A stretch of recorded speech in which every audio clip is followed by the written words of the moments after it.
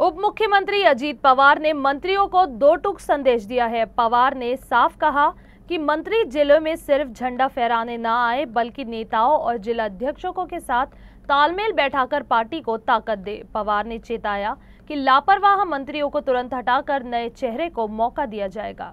ज्यांना ज्या जिल्ह्याचं पालकमंत्री पद मिळालेलं आहे त्यांना तिथं जावंच लागेल। ते फक्त 1 मे 15 ऑगस्ट 26 जानेवारी नाही, त्या दिवशी तर जावंच लागेल। परंतु त्याच्या व्यतिरिक्त त्यांना इतर पण जे काही जिल्हे आणि तालुके दिले जातील आणि तिथं गेल्यावर तिथला जिल्हाध्यक्ष, तिथले प्रमुख पदाधिकारी, आमदार जे आपल्या पक्षाचे, त्यांना बरोबर घेऊन आपल्याला लोकांच्या मध्ये फिरावं लागेल। कधी कधी काही मंत्री जातात, परंतु तो जिल्हाध्यक्षालाही विचारत नाही, तिथं बघत पण नाही, बोलत पण नाही। परिवारात एक घटक आहे, असं करू नका। आता तसं आपल्याला करून चालणार नाही।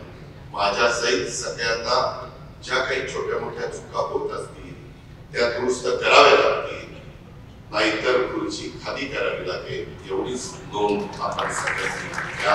आपण म्हणजे मंत्री महोदयांनी सगळ्यांनी नाही।